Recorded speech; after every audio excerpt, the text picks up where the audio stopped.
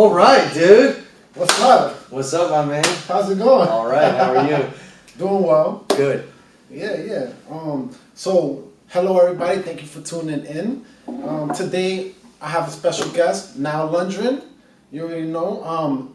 Real estate expert extraordinaire and entrepreneur. He's been in the game for 11 years. Doing real estate, has made over $75 million with real estate transactions. You name it. This guy is the go-to person to learn about relationship building, selling, entrepreneurship, business, whatever. This is like the guru right here, the master. I appreciate that. I appreciate that. All right. So today is going to be more about, this podcast is pretty much going to be about entrepreneurship, personal development, and investing. These are the three topics. You definitely excel, I would say, 100% entrepreneurship space, personal development. Maybe we could touch on investing if you want to. And I want this to be free flowing. Yeah, absolutely. Thanks for having me on. I really appreciate it. Yeah, anytime. So, what's changed? Let's start off with your story, your background. Yeah, that's a good one. My background is I'm from Connecticut, so I was born and raised there. I went to public high school. I played football there. And my senior year in public high school, my football coach said, you should consider going to a prep school.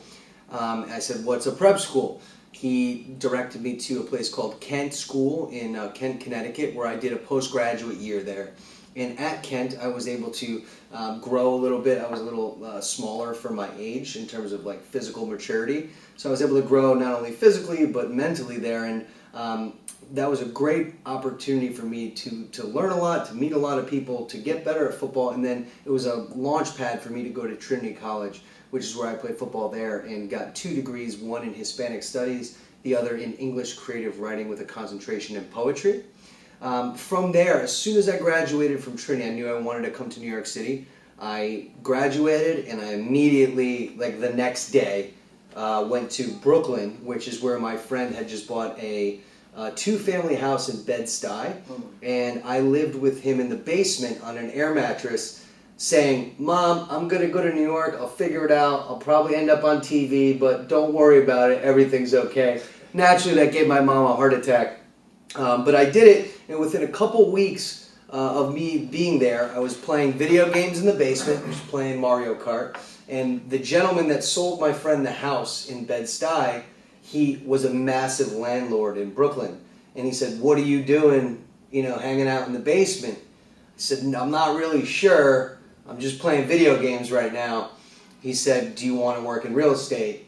And I said, absolutely. He said, great, you start tomorrow at 8 a.m. And the next day I literally just stumbled into real estate. And the next day I was in a basement in Bushwick looking at a whiteboard with a couple apartment addresses. And my job was to go to those listings with the keys, take pictures of them, put them on Craigslist, which was the avenue at the time where you generated leads, and then solicit people to come and take a look and set up appointments. The first appointment I ever did, I did a deal in. So I thought, maybe I have a knack for this, and I stuck with it. And now it's been 11 years.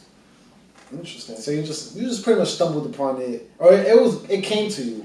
I think it might have just been like came to me. It's a really good way of putting it. Yeah, for sure. Okay. And you spoke about how you went to college, you got 2 degrees. How do you think that? Because I know there's a lot of differing opinions today about college and how important college is in being competitive in the economy.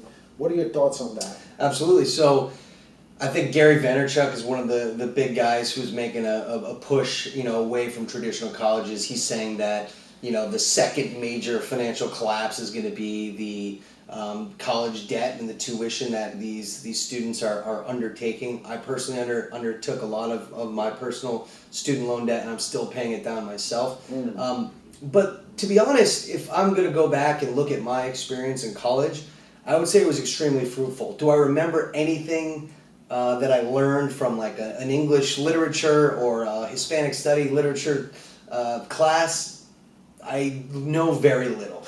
But what I do know is that I learned A, how to manage my time, and B, how to meet and interact with people and build a professional and personal network. So what I did at Trinity was build a lot of friends and a lot of contacts. So then when I moved to New York and I ended up working in real estate, the first building I ever sold was in 2008. And I sold that building to a football player that I played with and his father. So it was just me using the relationships that I had built to actually engage them on a professional level, and it worked out pretty well. So for you individually, it was more the building that social capital, building those soft skills.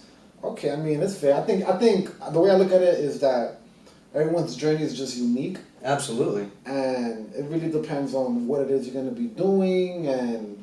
But does it depend on what you're going to be doing? Because I didn't know what I was doing, right? But what I knew is that I was building deep relationships with good friends.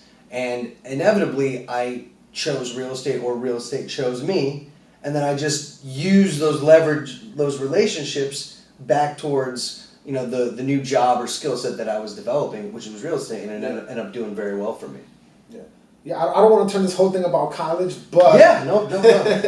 But an opinion I do have besides that is that I do think that it is very important, college, especially for those students who may not have such an abundance of other opportunities available to them, and who have no direction of what they want to really be doing. Sure. So college is a way better option than not doing anything, in my opinion. And then there's CUNY and things like that, which I work for CUNY, so I'm biased. But no problem. I think college is great. I'm not one who's against it. I'm actually all about getting more degrees, and I'll be trying to, halfway through my master's at NYU in real estate development, I had to take a pause for a little bit because business got crazy, but it's certainly a goal of mine to continue and to get my degree at NYU. Okay, and so speaking about college and being that this is a lot more about entrepreneurship, what are your thoughts on how college applies to people who are on the path of entrepreneurship and wanting to be an entrepreneur, a business owner, successful in that capacity? Well, I think college is a great place where you can learn from other people and ideate ideas and information pretty quickly. So if you and I are in a classroom, we're going to be able to learn and move faster in a collaborative manner than if I was just sitting at home in isolation. That's when self-doubt comes into play. If you and I are sitting here working together, I'm pushing you, you're pushing me. I'm feeling a little tired and dragging, and you're saying no, we're going to get after it. So I think there's a real value to having that human interaction, that connection. So speaking about that, do you think that it's very important for somebody to have a business partner and if they're on that path and wanting to start a business? It really depends. It really comes down to what your idea is. What are your skill sets? Do you need a partner? Can you hire someone to do that? Is there funding involved? There's a lot of steps that you're starting a business that you need to ask yourself, do I need a partner or not? Some cases you do, for sure. In some cases you don't, and you could just, if you have the wherewithal or some extra capital, or you were able to raise some money, perhaps you could just hire that skill set. Maybe I'm not good at the finances. Great, we'll hire somebody who does the CPA work, in-house on a temporary basis. You don't have to have a 50-50 partner who's good at finances. Yeah. Okay, interesting. What about somebody that just even bounce ideas off of it? Or it just really depends on the person? I think it really depends, but 100% you should have groups or people or a network of people where you can build ideas off of. Another great thing is just the internet. You could have an idea and put it on Instagram and see what people say. Some people are going to tell you if they hate it or if they like it pretty quick. So that's another good way of doing it. Yeah, that's right. Okay. Back to you. We spoke about your background, some of your successes. What are some of your future ambitions? And then what's your why? Like, I know that's a big, Yeah, no. What's your why? Totally. A lot of what I do is predicated on the fact that I want to inspire people. I want to help people be the best versions that they could possibly be. Whether that's through my teaching career, whether that's through hiring and managing and running a team here at Compass, or just producing content that goes on the internet. Whether it's my vlog, which I recently started, and I appreciate you, Joel, for sitting me down at that Indian restaurant and telling me, hey, you need to do some more video, and he was right. So for me, inspiring people is something that I really want to do, and I want to touch people, because I know a lot of people might not have that direction, and I think that with some help and maybe me being an inspiration among other people who are out there as authorities and figures can do that. Besides that, my goal is to be one of the best real estate brokers in New York City. That's a tangible goal that I have. Besides that, I do want to expand my entrepreneurial capacities. I want to flush out a business that I'm currently running and make that into a profitable business. It's an e-commerce play. From there, I'd like to start getting into my own real estate investing, buying multifamilies. Doesn't necessarily have to be in New York City, but that's something that is certainly on my horizon. Scaling my current business, and then I would like to, a visionary goal is to end up on TV or doing more broadcasting so that I can get my message out there and help and inspire others. Yeah, I can totally see you doing that. You definitely got the personality. Thank you. Appreciate it. So just for everyone watching out there, so we actually met at Baruch College, right? So I was taking a continuing education course. Nile was actually the professor. I'm the professor. Scooch over a little this way. Yeah. Yeah, thank you. So, and I was learning, like, that was the one class I learned so much in that one class. Like, I got so much value out of it. I was like, this just isn't normal, right? It just isn't normal. I felt like Nile wasn't normal, a normal professor. Yeah.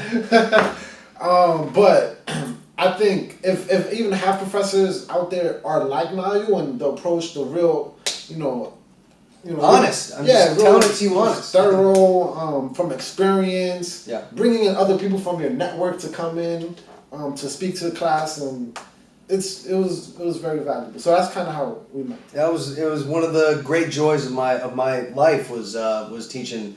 That was my first class as an adjunct professor where I met you when you were one of the students. It's really funny. I recently, in my second semester, which I taught CRM, which is Customer Relationship Management, that's what I teach as an adjunct professor at Baruch. In my second semester there, I asked the students, I said, how long do you think I've been a professor? And one of the students had a great response. She said, I believe this is one of your first classes. I said, how did you know? She said, you're trying way too hard and you're going above and beyond what any other professor would do. She's like, our professors just lull us to sleep, and like you're coming up here and you're pitching it hard for 2.5 hours the entire time. And I'm like, thank you for the compliment, and I really appreciate that, which is really good to hear. It's good to hear. Yeah, that's true. You need that energy, like. Yeah. You came for school, like, what are you doing? Yeah, exactly. Let's kind of shift gears here.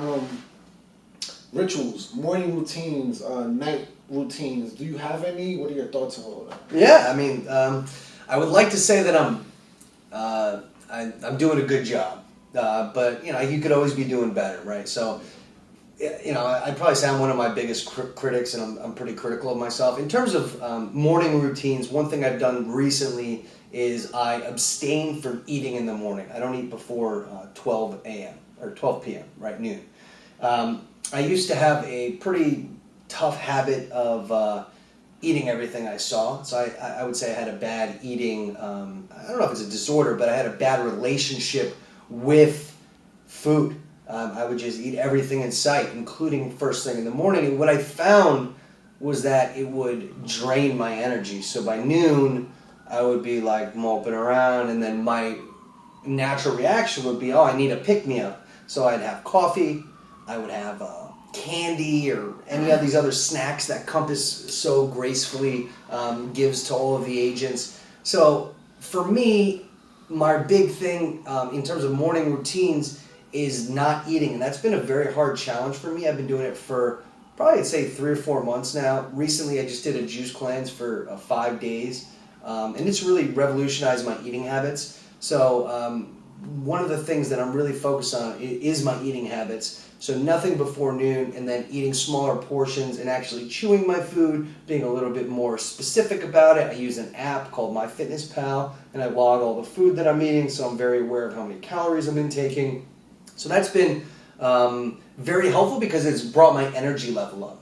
So if you're looking for like little hacks or maybe something that, what is Nile doing that is allowing him to kind of be producing content or interfacing with clients or you're getting the message out there. My main thing has been just changing the way that I look at food.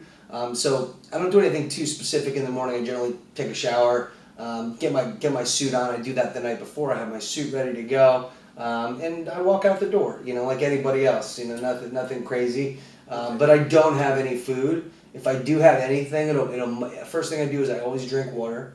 I don't just drink a cup of coffee. But if I do have anything outside of the house before noon, I will have maybe like a cup of coffee, which will hold me over. And then by noon, I'm feeling hungry. I have, half probably the portion that I usually have.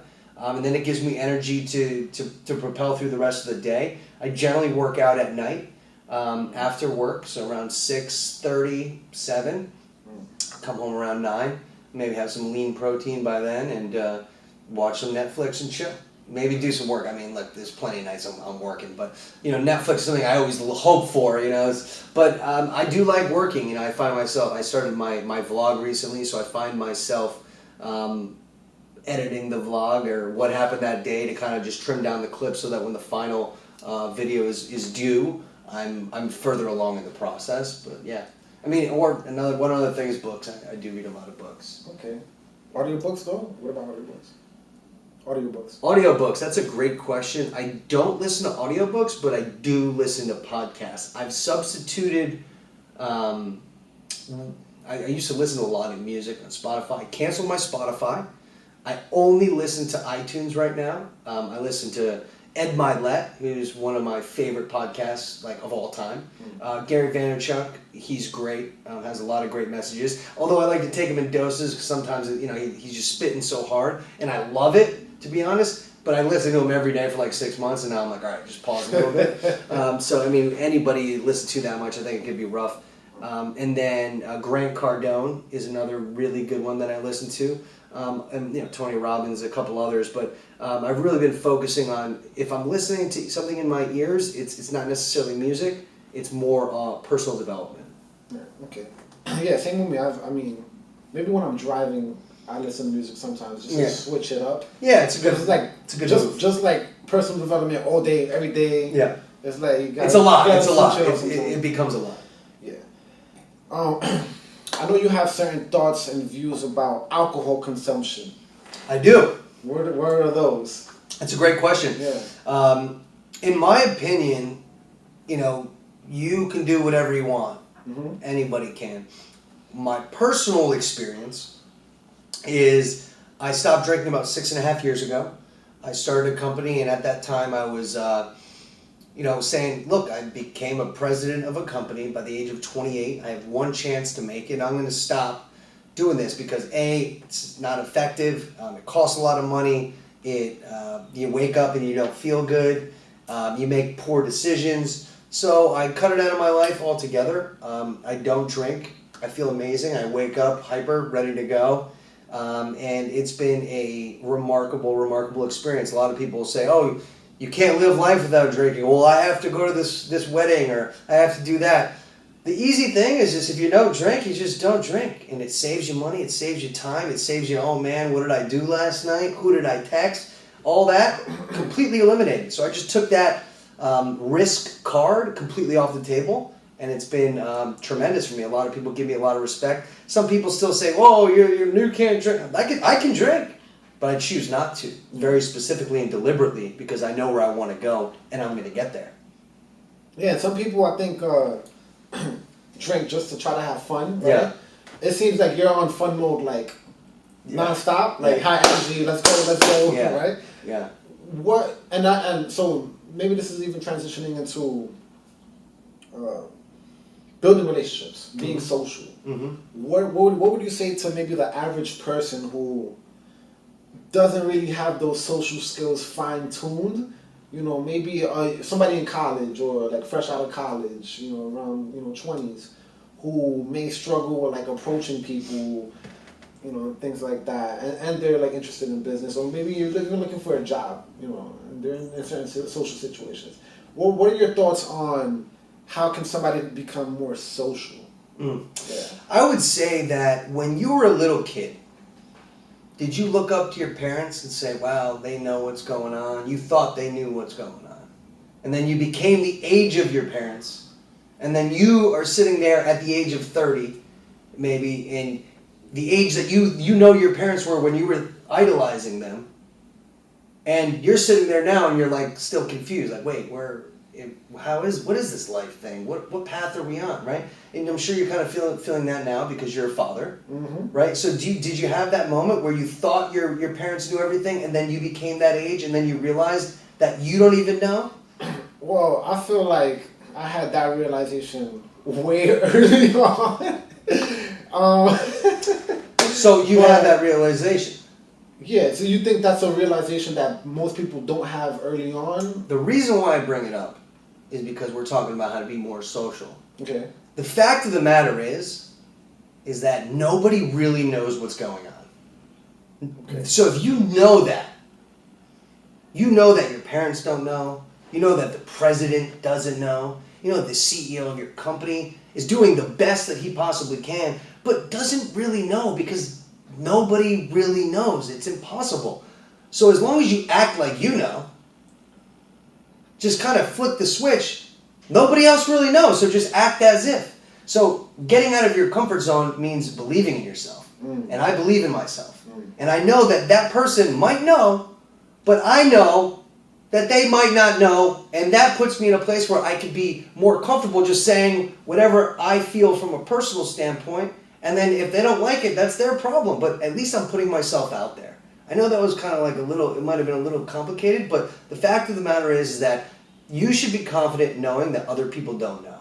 And if you do know, then just go for it. And it doesn't matter. It doesn't matter if someone shoots you down. What's the worst that's going to happen? Joel, if you approach me and I say, fuck off. Rejection. What's the worst that's going to happen? Am I going to go to Times Square, take out a $300,000 ad that says, Joel Cabrera asked me what's up? And I said, no. What's the worst thing that's going to happen? Is Oprah going to come out and be like, you tried to get... Who cares? The fact of the matter is that my mom was a nutcase when I was growing up, so I'm not easily, like, when I say nutcase, I mean, like, she would talk to people, we'd be in social situations, and she'd just be, you know, a little haphazard and all over the place, and it kind of made me feel uncomfortable when I was young, but now I understand, you know, she was just basically doing whatever she thought was right in the moment, but it allowed me to just be who I was. And fun mode is always on for me, because if I can have anything in the world that's not a house, it's fun. If I could have anything in the world, what would I have? It would be fun. So I have fun with it. You have fun with every situation. There's really nothing to be afraid of. The worst that anyone can say to you is no, or they can walk away. They're not going to ban you from being their friend on Facebook. And if they do, who cares anyway? There's 7 billion people in the world, so it doesn't really matter. And by the way, if someone doesn't like me, because of how I act or something like that, then even better, because there's 7 billion people out here, and I don't even want to talk to you either, bro. So kick rocks. Straight up. Straight up. Crazy, right? I mean, that's what I would say. Just go for it. I mean, I went after some of the biggest people that you could ever imagine. If I told you this guy's name, and he's a big name, one of the top hedge fund managers in the world. And I met him in an elevator, I bought him a dog bed, I then visualized that I was going to meet him at a charity event, and when I walked into the charity event, he was right in front of me, and I grabbed him by the arm and said, what's up? He was like, who are you? I was like, I met you 3 weeks ago in your elevator, you remember me? He's like, I do. I was like, great, and I'm here to talk to you about real estate. But at the end of the day, I could have easily shied away from that moment.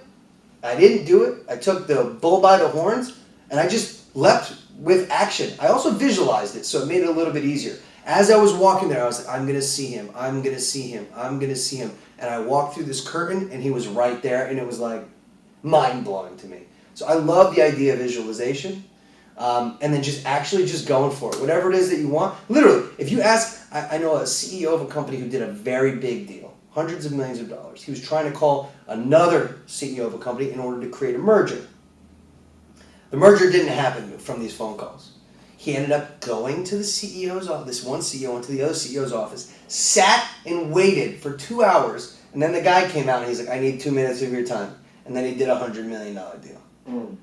He went after it. You can't just always, this is what, like, for example, some of the agents that work on my team, oh, he didn't answer my text. Call him from your phone. Oh, he didn't answer your phone? Call him from another person's phone. Oh, he didn't answer that? Great. Text him again. Hit him on Instagram, Google+, Facebook, YouTube, Instagram, email. Like, what do you think, you're going to get away from me? Hello? You can't. So take my call and let's keep moving. That's the mentality I have. I'm straight up about it. Okay. All right. So, that was a lot. That was a lot. Take it in. That was a lot. I'm sorry if I just spitting too much for you. But all right, I think my perspective on everything you just said. I think that you're at a whole nother level right now. You're like up here. Let's say for the average. I'll give you an example. I don't want to say that I'm right here. Oh, but let's just start there. Okay. The way that I navigated my real estate career was that I was 24 years old. I did the biggest deal that my company that I was working at the time had ever done, and I was the youngest person in that company. So my next step, as an aggressive person saying, I got one shot to live in New York City and I'm not going to mess it up. I made a list. I will never forget one of those yellow legal pads. I made a list of every person and phone number that I knew that was potentially in real estate. And I called them and I called them and I called them like a dumb idiot who just didn't say take no for an answer. And that's how I got in touch with one mega real estate developer who basically said, you're an animal, you need to speak to my real estate guy. And I spoke to him, and his name is Paul Talia. He's one of my best friends and mentors today. I didn't have any guidance. I was nobody. And I was just calling because I thought that was the only thing, proactive action. And I was just making and they were like, dude, you got to stop calling me. I'm like, dude, then put me in touch with somebody. That's it. And he's like, fine, talk to this guy. I went in an interview with him. I quit my job within 2 weeks. I made it happen. There's no, obstacle, what? What? Oh, the guy's not answering? Show up at his front door. I know I hear where you're coming from, but where I'm at this different level, but the principles are the same. If you want it, you got to be clear on what you want first, right? You have to know what you want. And if you don't know, then you should probably do some soul searching. Write it down on a paper, jot, whatever you want to do. It doesn't matter, but do that. Once you're clear on it, attack. I'm all about attack. I read this book called Rumsfeld's Rules. Donald Rumsfeld wrote it. And one of the big things that he talked about in the book was being proactive versus reactive. Proactive is just going after it, right? Reactive is waiting for stuff to happen and then like taking it as it comes. I played defense in college. I played inside linebacker. I stopped people. But for now, I had to make a very proactive switch from being on defense my whole life and then stopping people to being on offense, where I'm the one pushing the ball forward and being proactive about it. And a lot of that, I'm going to be honest, does stem from a real estate career where I am 100% commission-based. I'll say that again. I am 100% commission-based. I have never, maybe once or twice I've had a salary, but I go make my money. I spend a lot of money, but I make a lot of money because I know how to make money. And that's a skill that I learned by being in real estate. You have to be super proactive, constantly keep all these different balls moving. So for anybody who's new and starting out, I would say just find out what you want to do. And if you're unclear, then try a couple different things. I would also find a mentor who can help you. Mentorship is very important. I found a mentor, and through that cold calling, and it's worked out tremendously. I spoke to him today, and he's a great friend and great mentor. So it's all about being proactive in knowing what you want, being proactive, following the steps, and once people tell you no, that's great. Because the more people that tell me no, the better. I want people to tell me no, because I know that it takes at least 12 no's to get to a yes. So if I got told no once, great, only 11 more. Twice, fantastic, 10 more. Getting closer and closer and closer, and I have no hard feelings about it. I write people letters. We're going to talk about this maybe offline, but remember that there's one that kept sending letters and all this stuff, and it was a really big list. They reached back out to me. I reached out to these people over 18 months, 30 plus times, writing them handwritten notes that say, totally cool. I'll be your third broker. You just keep hiring other brokers who don't really do anything or add value. Totally get it. I totally get it. It's all love. Don't worry about it. When you're ready, you know who to call. And then called me. Unbelievable. And then I went to their property. I looked at it as they instructed, and then I was going to go do a meeting, and they went silent for two weeks. And then a third week happened.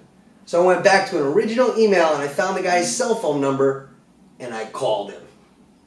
After 7, 8 emails, cold, nothing. He's like, hey, come to my place. I went to his place, looked at it, he wasn't there. And I'm just still going. I don't take it personally. If you're sitting there and you're taking things personally, someone tells you no, someone's like, oh, I can't make that meeting, and you're like worried about it, like what it means for you. It's not you. It's not you. It's them. If they're acting like an asshole, it's because they're having a bad day. It's okay. But you got to attack. You can't not attack. So attack is the name of the game. True that. Offense, not defense. Okay. All right. All right. You shared about the story about this guy in the elevator. Mm-hmm. Billionaire guy. Yep. Hedge fund. What has been your experience like dealing with like the ultra wealthy? How to what is it like hanging out with ultra wealthy billionaire people? How do you first engage and build rapport? What's that like? What's that world like? Yeah, it's a great world to be in. What I would say is, if you are interested in penetrating that world, you got to be committed. You got to be committed, and the first thing that you have to be committed to is personal integrity. Personal integrity. If you say you're going to do something, you must do it. If I say I'll meet you there at 6, you don't show up at 6:05. That's just the first thing. So you do what you say you're going to do, because if you have that personal integrity and you go to somebody and you say I'm going to do this, then you follow through with it, then they believe you. But I am somebody who never wants to break trust. Trust is one of the most important things in life. And as a real estate broker, I have to have people who are making their biggest purchase of their entire life trust me. So I am on it. I make phone calls at the time that it's set or even before. I show up. I am honest. I never lie. I am very straightforward. And I am very caring. I try and lead from a place of an empathetic place to understand the situation that they might be in. I can tell you one of the beautiful things about dealing with people at that level, and I have a number of clients that I've done business with at that level, is that everything is very calm. No one's running around doing crazy things. It's very calm. Those jets and helicopters and jets and helicopters are also pretty awesome. And things can be crazy on those, but it's also very calm. You don't see anybody yelling at each other. You don't see people raising their voice. It's just a very easygoing way of being. And I really appreciate that. And I appreciate the people and folks that I've met along the way that are at that level. I admire them. I try and emulate them. I try and follow them. They are my mentors, whether they like to believe it or not. And it's all about just who you align yourself with. I made a very conscious decision when I was 28, when I stopped drinking, to not hang out with people who went to bars. That's just not in my cards. I'm not going to a bar to hang out with somebody. I just don't think that's appropriate for me. I know where I want to go, and I want to go to the top. So I don't think people at bars are necessarily going to bring me there. Maybe I go to different places, lounges, the Four Seasons, yada, yada, yada. The list goes on. But the idea is that you got to make it to that level, and to make it to that level, you have to have a degree of personal integrity. It's the most important thing. Interesting perspective. Thank you. Yeah, thank you for sharing with the audience. It's important. I remember you telling me about a concept about, I forgot the way you termed it, but it was pretty much having a place that you go to every week to invite people to that you're going to be there every week? What did you refer to that as to? Well, it's an organization. You have to belong to an organization. I mean, I don't know if that might be it, but I belong to a number of different organizations. So just going back to if you're a young person starting out, what can you potentially do? Yeah, you can make a list of everyone you know and call them and demand that they put you in contact with people. It's a little aggressive. That's what I did. Yeah. But I also joined a lot of organizations. I joined the Williams Club because I went to Trinity. It's a NESCAC school. So I was able to join the Williams Club, which was housed at the Princeton Club. Because of that, I was a member of the Williams Club, which was housed at the Princeton Club. So basically, I was hosting meetings at the Princeton Club, right? So I made myself a member of these organizations. I sat on the junior committees. I was the liaison. I was taking notes at the Princeton Club meetings. I did all these different things to kind of stay involved. Another thing I did is I joined a mastermind group. I did that for about 4 years with a great set of folks, and I actually got an email from one of my friends, Ray, recently, and he said, hey, stop being a stranger, we need to get together. And he's a very big-time guy, serial entrepreneur, started a lot of companies, and he's emailing me. But that's based on the relationship that we built over the course of 4 years. I've done a number of other things, charitable situations where, for example, Save a Child's Heart I was involved in. I was on the board there. Great organization, and I love it, but it also brought me in touch with a lot of people within the community. Another thing is, actually, I met Chris Shembra through Save a Child's Heart, and Chris Shembra is the founder of the 747 Club, which is a community building platform that is hosted in the form of 16-person dinner parties. He does them more for corporations at this point, but I was there when he first started the organization. Basically, we did about 45 dinners over the course of 45 weeks, roughly, and I went to almost every single one of them once, maybe twice a week.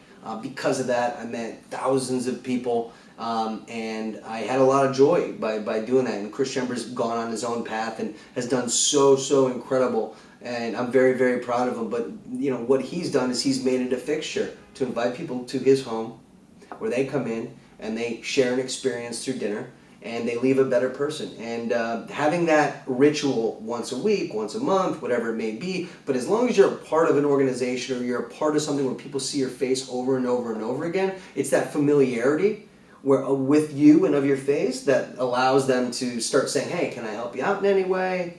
I saw you in the last, 9 days twice. That's better than most. So I have a more familiar face for you, but you're making the effort to do that, right? Like, you have to make effort too. Time is really valuable, and you have to use it wisely. So if you can use that time and spend it in the right areas, you'll do well. I think you're doing a great job, Joel. Thank you. Yeah, no doubt. So I would say, just to put it maybe in some of my own words. Sure. Identify what it is you want to do. Identify certain social networks and circles that are doing similar things of what you want to do. Exactly. And get involved in those things. Yep. And build those networks and relationships. Yep. Got it. That's it. By the way, everybody, I want to take a moment and say every day I'm hustling. This is a sponsored part of the podcast by Joel. He gave me this mug earlier. It says every day I'm hustling. I freaking love it, and I'm going to carry it around the office and let everyone know what I'm doing every day, which is hustling.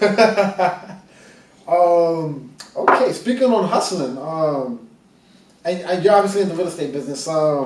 First impressions. How important are first impressions? What can a person do to sharpen up that first impression? And just the whole notion of self-presentation. Let me tell you this. I'll give you a great story. When I was, it was about 5 years ago. I was midway through my decade-long experience as a real estate agent. It was a Memorial Day weekend. Nobody was really in New York City. I decided to get a massage, which is a block away from my apartment. I left my apartment.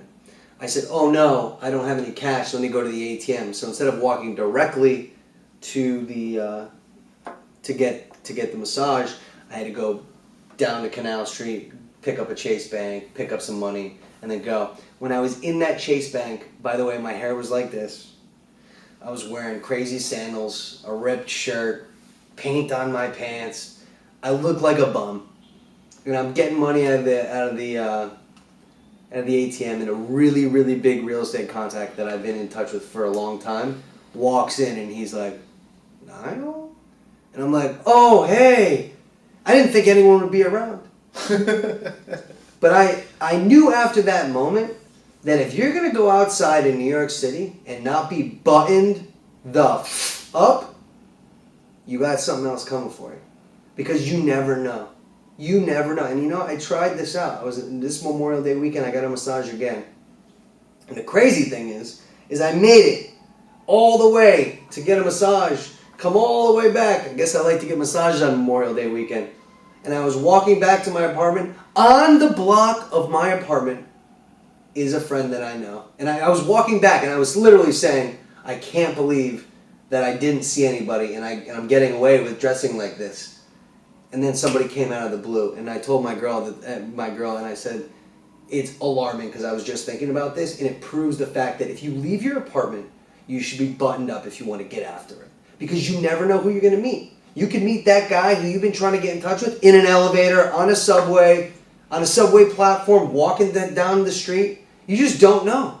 So why put yourself in that situation? So yeah, first impressions are important. And I always leave the apartment looking like I'm gonna go meet somebody, because you never know. That's it. You gotta go. You gotta be buttoned up, man. You gotta make sure you're clean shaven. Look, there's times when I don't shave, but I know I'm going directly to the office. I'm still presentable, but for the most part, 98% of the time, I'm dialed in. I'm looking as sharp as I possibly can. So always look clean, and this because I'm gonna say that this, like if you're going to a social party where you've had me two guys, which is amazing, by the way. Maybe I'll try to clip in a... Sure.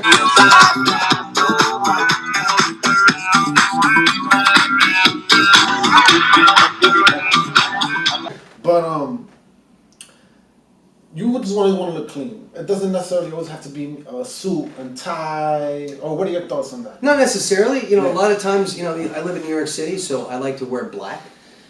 Black shoes, black pants, black shirt. That's it, but it's clean. I'm fresh. I got the clean shave up here. My beard is trimmed. I get a haircut every 2 weeks. I trim my beard every day. I'm really into the big personal. You got to look good, right? Yeah. So my girl thinks I'm a little crazy. She's like, you're spending a little too much time in front of the mirror, and I'm saying, yeah, it's for a point. It's for a reason. I got to look good because you never know who you're going to meet. That's me personally, right? If you have a job or you start a company, it might be a little bit different. But at the end of the day, first impressions, in my opinion, mean a lot, and you should always put your best foot forward because you never know. Yeah, and you feel good when you absolutely look good, right? Absolutely. And that comes off when you interact with people. Sure, 100%. Let's maybe start maybe wrapping it up a little bit. What is the number one book you recommend? Number one book. Mm-hmm. Oh man, dude, there's so many books. There are so many books. I would say one of the best books that I read a long time ago that put me on the path of permanent education or self-education was a book. There's a couple books by Robert Greene. Mm-hmm. He's the author. The Art of Seduction, 48 Laws of Power, and Mastery. Those are 3 long books. But if you get a moment to check those out, they'll really change your life because it really helps you understand social dynamics and human behavior from a very visceral level. And they're extremely powerful because they give you distinct case studies into specific human behaviors and how to deal with them. And that was kind of a foundation for me in how I learned sales. Have you read the recent book you came out with, Human Nature? I listened to talk about audiobooks. I actually started listening to them audiobooks. But the guy was a little weird, so I didn't listen to it too much. But I want to read it. I love Robert Greene. He's a great author. Okay. Number one thing you've learned last year? Focus. Focus. Yeah. Focus. I've always learned. I've always been able to focus. Last year, I think I got a little distracted with some social things and various different opportunities. I'm somebody who says yes to everything, so it's hard for me to kind of temper that. So I lost a little bit of focus last year. So if I'm going to say what was the key takeaway from last year, it's that, and this is what one of my mentors always says, focus equals growth. So if you focus on something very specifically for a long period of time, you will grow. And I did that in a lot of different ways. I grew, I started teaching, I hired agents that were working underneath me, I took on more projects, I had listings, I started another company, I did the marketing for that. All that stuff, it was great, and I learned so much, but I spread myself a little too thin. So if I'm doing anything differently this year, it's focusing specifically on my craft, which is real estate. I'm having a fantastic year, so if there's anybody who might be a little bit confused, it's don't really focus too much on doing a million different things. Do the 5 things that you're probably the best at, and then focus and drill down on those and hammer them and do not stop. Okay. I think that's good. One of the major thing that I probably learned last year was similar, the concept of finishing what you start and not quitting, not getting distracted, and just keep going. Yeah. Yeah, I think that's like the biggest thing that I've learned. That you learned is finishing what you started. Yes. Where did that come from? Was there a specific moment or? Well, even this, like this was supposed to happen a while ago. Yeah. Like, and things happen. Like one of my best friends passed away. That kind of really shifted gears and Absolutely. That kind of like rattled me a bit. Like, but yeah. But you just gotta get back on track and keep it moving forward. I would like to say one of my good friends, his name is Aaron Seawood. And Aaron says, done is better than perfect. Done is better than perfect. I think a lot of what we do and a lot of what I personally do is I didn't do as much as I should have last year because I was trying to be perfect. But nobody's really perfect. And I'm not Fox. I'm not, Netflix. I'm not coming out with the perfect thing. I'm coming out with what I can come out with, and I'm going to come out strong with it. And if you don't like it, cool. It doesn't matter. I don't care. I know what I want to do, and I'm going to do it. So don't worry about, I know you're talking about just being, done and kind of finishing what you started. But don't be afraid to just be done and not have it be 100% perfect. I think that's something that I learned the hard way. And it paralyzed me for a long time. But now I'm just saying, screw it, man. I'm going after it. And done is better than perfect, and I'm just going to keep it moving. Produce that content, keep it moving. Yeah, okay. I agree. Any updates? Where to follow, even though I'm going to tag all your social media? No problem. So you can find me at Nile, Nile, just like the river, at Nile Lundgren. So you can find me on Twitter, Facebook, YouTube. I have a vlog, so you can come check that out. Obviously, Instagram. Check it out. DM me. Subscribe to Joel's podcast below. And we hope to see you soon. Yeah, thank you. Thank you so much for having me on, man. Really appreciate it. No doubt. Thank you for being on. Yeah, you're a good friend. I appreciate it, man. Yes. Thank you. Right. All right, that was it. That's a wrap.